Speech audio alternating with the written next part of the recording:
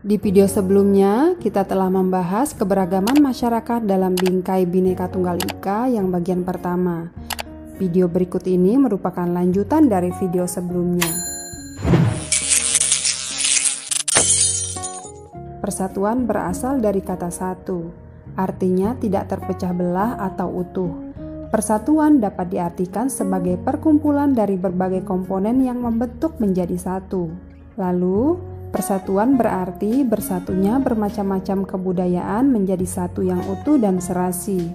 Persatuan memiliki makna dinamis dari yang berbeda-beda namun terikat menjadi satu. Istilah ini secara nyata pada sila ketiga Pancasila, yakni Persatuan Indonesia. Persatuan identik dengan kesatuan. Kesatuan juga bermakna terikat.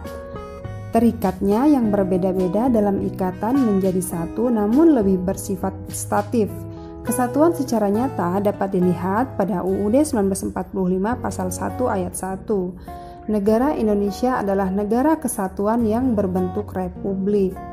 Dengan demikian, makna persatuan dan kesatuan dalam kebangsaan Indonesia adalah adanya rasa persatuan sebagai suatu bangsa dari seluruh rakyat yang mendiami wilayah Indonesia, meskipun berbeda suku, agama, ras, dan golongan. Landasan persatuan dan kesatuan bangsa Indonesia. Landasan ideal, sila ketiga Pancasila, Persatuan Indonesia yang mengandung nilai-nilai luhur dan ideal sebagai berikut. Yang pertama, menempatkan persatuan, kesatuan, serta kepentingan dan keselamatan bangsa dan negara sebagai kepentingan bersama di atas kepentingan pribadi dan golongan. Rela berkorban, mengembangkan rasa cinta tanah air dan bangsa, mengembangkan rasa kebanggaan dan bertanah air Indonesia, memelihara ketertiban dunia dan mengembangkan persatuan Indonesia atas Bhinneka Tunggal Ika. Landasan konstitusional UUD 1945. Yang pertama, pembukaan alinea keempat. Yang kedua, pasal 1 ayat 1. Landasan sosiologis, kesatuan bangsa Indonesia merupakan proses dinamis dan berlangsung lama.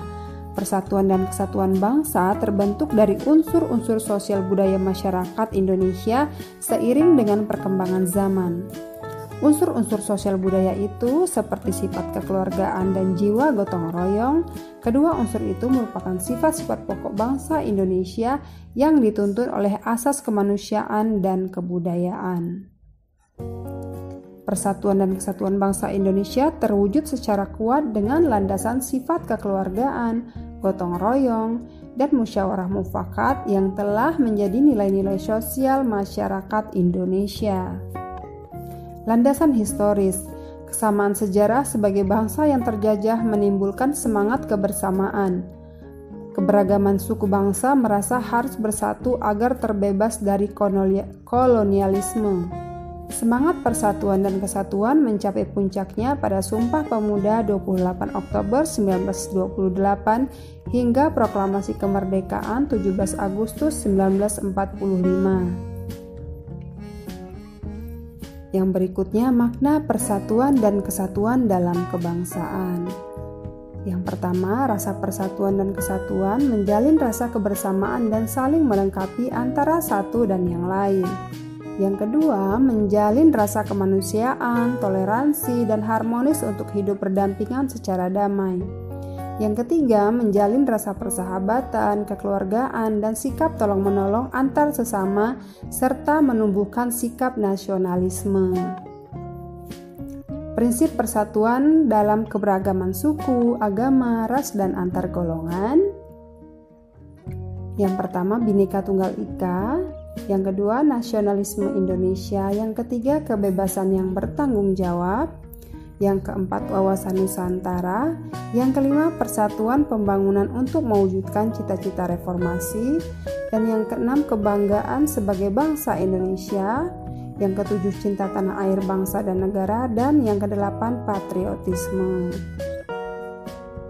Permasalahan yang muncul dalam keberagaman suku, agama, ras, dan antar golongan. Sikap negatif yang menjadi masalah dalam masyarakat yang beragam dan harus dihindari adalah egoisme atau individualisme, yaitu sikap merasa benar sendiri sehingga lebih mengutamakan kepentingan sendiri daripada kepentingan orang lain atau masyarakat. Yang kedua, fanatisme.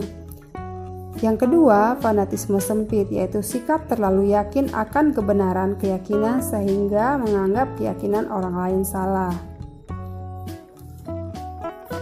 Berikutnya, primordialisme, yaitu ikatan kekerabatan dan kesamaan suku bangsa, daerah, bahasa, dan adat istiadat.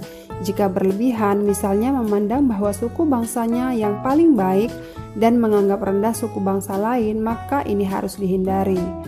Yang berikutnya, separatisme, yaitu sikap mementingkan daerah daripada bangsa dan negara sehingga cenderung akan memisahkan diri dari kesatuan bangsa dan negara. Dan yang berikutnya, stereotip negatif kelompok atau etnis, yakni pandangan subjektif dari suatu etnis tertentu terhadap etnis lainnya. Berikutnya, anarkisme, yakni sikap yang mengutamakan kekerasan fisik untuk mencapai tujuan, sedangkan rasialisme yaitu sikap membeda-bedakan manusia berdasarkan ras atau warna kulit. Nah, itu tadi tentang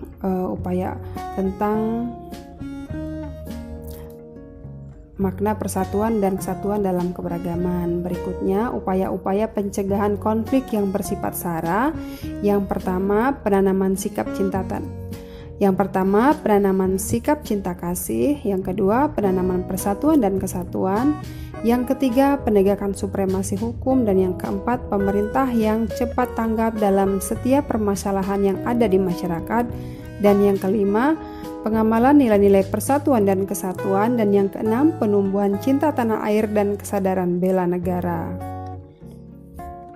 Demikian tadi keberagaman masyarakat dalam bingkai Bhinneka Tunggal Ika bagian kedua, yakni tentang makna persatuan dan